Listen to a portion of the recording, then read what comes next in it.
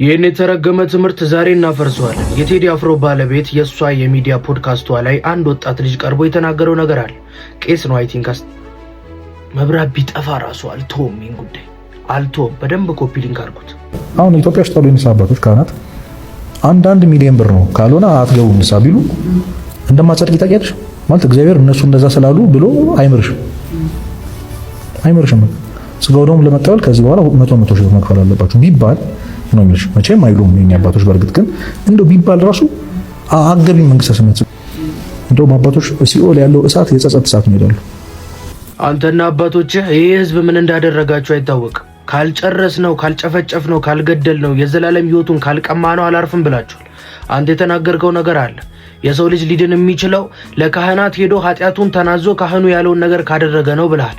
እኔ ደግሞ ነግሬሃለሁ፣ ካህኑ ራሱ የሚድነው እኔ ያልኩህን ነገር ካደረገ ብቻ ነው። እኔም የምናገረ በእግዚአብሔር ቃል ነው። በእግዚአብሔር መንግስት ውስጥ የሆነ አካል የሆነ ነገር አድርጎ ብሎ የሚያስገባ የሆነ አካል ደግሞ የታዘዘውን አድርጎ የሚገባበት ዓለም አይደለም። ሁላችንም የምንገባው በኢየሱስ ክርስቶስ ብቻ ነው።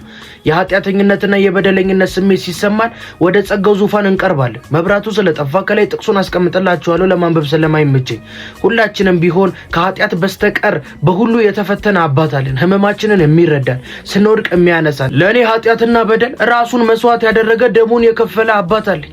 ኮመንት ላይ ግቡና ከሞተልኝ በላይ ማንም አይወደኝም ብላችሁ ጻፉ። ይኸውልህ ለእኔ የፈሰሰው እንደ ብሉይ ኪዳን ዘመን የእንስሳ ደም አይደለም የፈሰሰው፣ የኢየሱስ ክርስቶስ ደም ነው የፈሰሰው።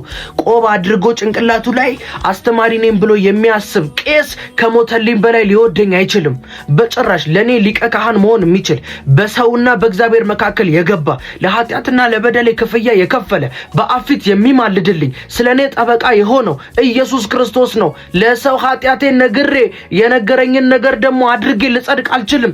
የሞተልኝም በማመን ግን የዘላለም ህይወት አገኛለሁ።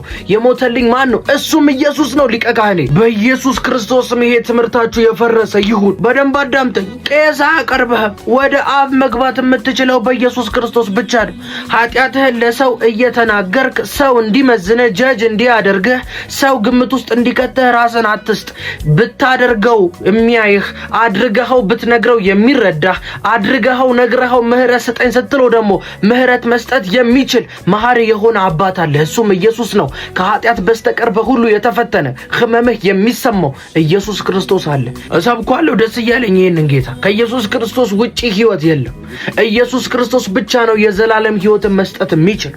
ጌታ ይወዳችኋል። ኢየሱስ ይፈልጋችኋል። ሞቶላችኋል። የዘላለም ህይወት ሊሰጣችሁ በደጅ ነው ያለው።